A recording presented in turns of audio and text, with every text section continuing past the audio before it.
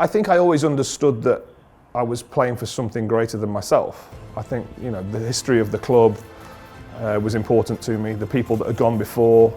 I remember going home that night feeling as though it was the end of the world. And that was probably part of my emotional maturity that wasn't there at that point. I felt like I was good enough to play for England at that point. I was like, right, I believe that I'm good enough to be here, I can stand on my own 2 feet. Yeah, it has to matter. Yeah, I think every game, it can't just be another game.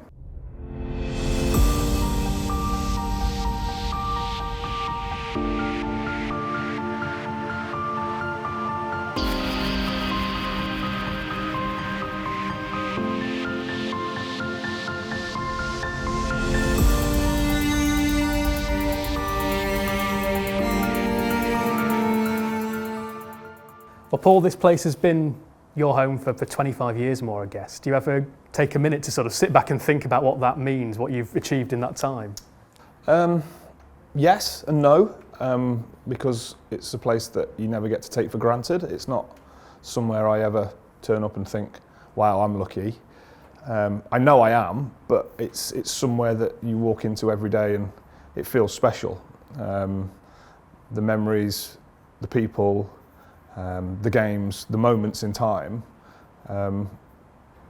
sit with me and sit really nicely, good and bad, because they've helped shape me as a person, and I'm very grateful for that. Before that, I suppose you were shaped by being North Nots born and bred. How did that experience shape you? I was an only child whose family were mad on cricket. Dad did the ground, played very, very well at a local standard, so it was natural for me to go to cricket at the weekends. Fell in love with the game, and I've loved it ever since. It's been a game that's been very good to me, through good and bad. Every experience has helped me, and Nottinghamshire have been brilliant throughout that. That's been part of what I do. People up and down the county are, and always have been, very supportive, and I'm very grateful for their support. Sometimes quite candid support, but nonetheless support. In those years growing up in Mansfield, North Nottinghamshire, what was that experience like as a cricketing landscape? Quite a thriving club scene, I suppose, up there. Yeah, it revolved a lot when I was a young man around the colliery scene. There were lots of very good colliery-based teams. The cricket was very competitive. There were a lot of very good professionals that used to play up and down the A614 corridor from, you know, pretty much the White Post right the way through to the top of North Nottinghamshire and Worksop. Those teams, you know, and I remember probably my first senior first team game when I was 14 or 15. It was a proper step up in standard, and one that I really enjoyed, and certainly helped me move quite quickly from junior cricket into playing senior cricket against some very good players. And I suppose that would have been your first taste of cricketing rivalries as well, maybe with some of those to the north in South Yorkshire? Every rivalry, every single rivalry. There was a story to be had behind every game. Whether you played against them the year before, or somebody had done this, or we lost to them last time, so we've got to beat them again. Obviously the locality was, you know, there were a lot of teams in quite a small confined area, but it wasn't lost on the fact that every game mattered, which was great. And as the cricketing landscape across Nottinghamshire has been stretched a bit more, a little bit of that's been lost. The colliery teams aren't quite what they were. They've become more independent from the mining industry, and the working men's aspect of that. But you know, it's certainly growing up, I was very grateful for that competitive edge that got me going. We still see you relishing those rivalries now. Was that something that came naturally when you were starting out at club level? Yeah, it has to matter. Yeah, I think every game, it can't just be another game. It can't just be, oh, we're playing again, and you just sort of meander along and you're almost in automatic pilot. There has to be something, or certainly from my point of view, it feels like there has to be something important happening, and a reason for those rivalries and the history behind a game or a series of games. You know, it matters to me, and I think that should always be important. When it came to making your debut at Trent Bridge on your first seasons here, big seasons initially, 50 wicket, 60 wicket campaigns in those first few years. What do you remember of those years in the late 90s? The squad was in transition. We had a lot of players, quite a lot of club legends were coming towards the end of their career, the likes of Robbo and Jono. You know, I only saw the back end of them from a playing point of view. I grew up watching them, coming to Trent Bridge to watch them play, and they're obviously fantastic players in their own right. But the team wasn't really going anywhere. It was struggling a little bit. A lot of the chat in the dressing room, I remember it very vividly, was about making sure we finished above Derbyshire, which you've got to set your sights high. And I think eventually we managed to evolve a little bit. Usman Afzal came through at that time, very fine player. We made some shrewd signings. And as we turned, like the turn of the century, we started to move in the right direction. It took a little while, but the team started to shape really nicely. How did you feel about your own game at that time, to have come in, still be so early in your career, but to have made that kind of impact so quickly? It just felt natural, actually. At the time, it just felt like another game of cricket. I was ready to make the step up, if you like, in level. So I was encouraged just to be myself and go and play the way I'd been playing through the age groups and through the second 11. Nobody tried to change the way I was, which made life easier, and a lot how we would now is to encourage guys to go in and play in their own style. They've been picked because of their skills, and now you get the support to go out there. So I very much got that, and that was nice. And yeah, like you said, it couldn't have started much better in terms of the personal stuff that happened for me.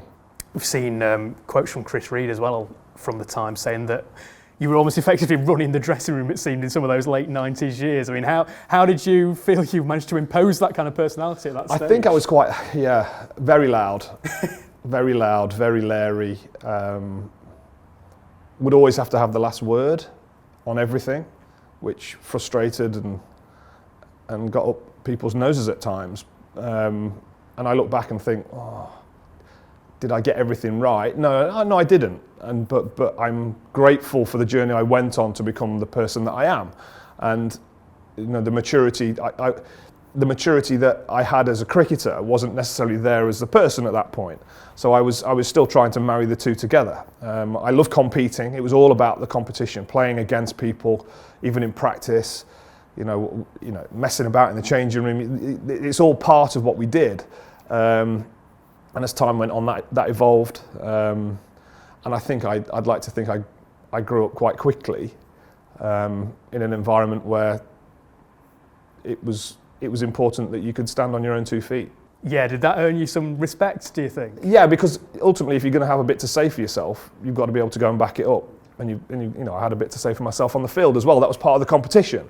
That was what I'd done growing up. It was, and there will always be times when you say things in the heat of battle, out in the middle, that you think, oh, cracky, I might have overstepped the line.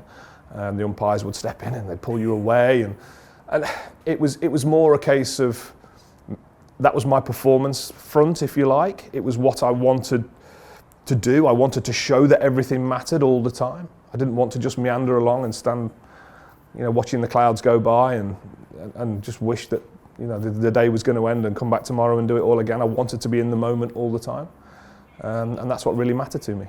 How important did it become to you, though, to be able to split the two things, to have that competitive streak on the field, but to still show the kind of respect off the field as well? Yeah, I think I always understood that I was playing for something greater than myself. I think, the history of the club was important to me, the people that had gone before, the great games that had gone before, the opposition that we were playing against. Just because I wanted to compete with them didn't mean I didn't respect them, and didn't mean I didn't want to be in that contest all the time. I understood that there was something bigger than me going on. The game was changing quickly, and moving in, past the turn of the century. A lot was happening within the game, and I wanted to be part of that.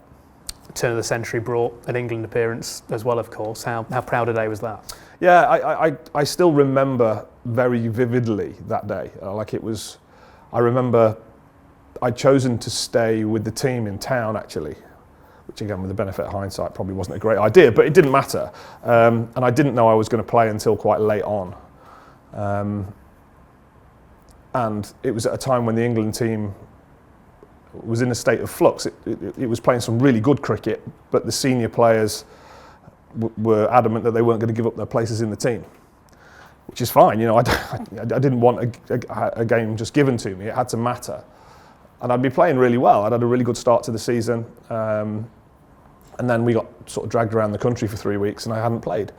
and came to the game feeling like I'd not played cricket for the best part of 3 weeks. So nervous, didn't control those nerves as well as I could have done actually, started sketchily, got into the game a little bit. The game was a really good game of cricket, low scoring game. And we lost in the last over. I was run out in the last over. Alex Stewart played really well and got 100. And I unfortunately couldn't see it through with him to win the game. But I remember going home that night feeling as though it was the end of the world. And that was probably part of my emotional maturity that wasn't there at that point. I felt like I was good enough to play for England at that point. I was like, right, I believe that I'm good enough to be here. I can stand on my own 2 feet. Emotionally, I was on a little bit of a roller coaster at that point, in trying to understand how I put it all together to make sure I can be consistent. And yeah, I went home that night feeling very sorry for myself. Have your emotions towards that day changed over the years, I suppose? Yeah, it probably wasn't as bad as I thought it was, but I don't have any regrets. I don't look back and think, I wish I'd done it differently. I was committed. I wanted to do it. If you're only ever going to do it once, what a great place to do it. In front of people that I knew, in front of people that were supporting me. Every time I turned around, there were people there wishing well. And I'll forever be grateful for that.